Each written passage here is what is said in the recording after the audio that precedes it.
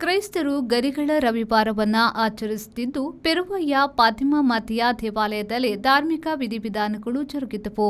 Church ಸಭಾಂಗಣದ ಬಳಿಯಲ್ಲಿ ಧರ್ಮಗುರು ವಂದನೀಯ Simon D'Souza ಅವರ ನೇತೃತ್ವದಲ್ಲಿ ಗರಿಗಳ ಆಶೀರ್ವಚನ, ಪವಿತ್ರ ಬೈಬಲ್ ವಾಚನ ನಡೆಯಿತು. ಬಳಿಕ ಗರಿಗಳನ್ನು ಹಿಡಿದುಕೊಂಡು ಕ್ರೈಸ್ತರು ಚರ್ಚ್ಗೆ ಮೆರವಣಿಗೆ ನಡೆಸಿದ್ರು.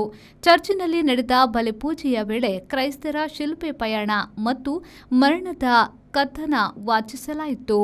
ಚರ್ಚ್ ಪಾಲನಾ ಮಂಡಳಿಯ ಉಪಾಧ್ಯಕ್ಷ ಡೆನಿಸ್ ಮೊಂತೆರೋ, ಕಾರ್ಯದರ್ಶಿ ವಿನ್ಸೆಂಟ್ ಡಿಸೋಸಾ ಮತ್ತಿತರರು ಹಾಜರಿದ್ದರು. ಯೇಸು ಕ್ರಿಸ್ತರು ತಮ್ಮ ಶಿಲುಬೆ ಮರಣಕ್ಕೂ ಮೊದಲು ಬೆಥಾನಿಯಿಂದ ದೇವನಗಿರಿಯೆಂದೇ ಹೇಳಲಾದ ಜೆರುಸಲೆಂಗೆ ಪ್ರವೇಶ ಮಾಡಿದ್ರು.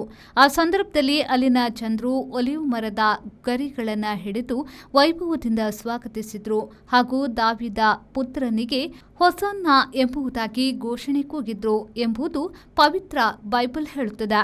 ಅದರ ಸಂಕೇತವಾಗಿ ತೆಂಗಿನ ಗರಿಗಳನ್ನು ಹಿಡಿದು ಕ್ರೈಸ್ತರು ರವಿವಾರದ ಬಲಿಪೂಜೆಯಲ್ಲಿ ಪಾಲ್ಗೊಳ್ಳುತ್ತಾರೆ.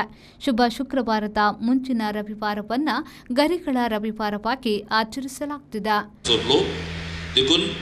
देवाच्या उपकारान ताच्या कश्टांनी आनी कुर्साच्या मरणांत आमकां वांटो मेळ्ळ्या उपरांत ताच्या पुनर्जीवनपणांत आनी महिमेवंत जिविताक आमकां वांटो मेळचे खातीर ನಾಗೇಶ್ ಕಾಪೂರು, ವಿ4 ನ್ಯೂಸ್, ಮಂಗಳೂರು.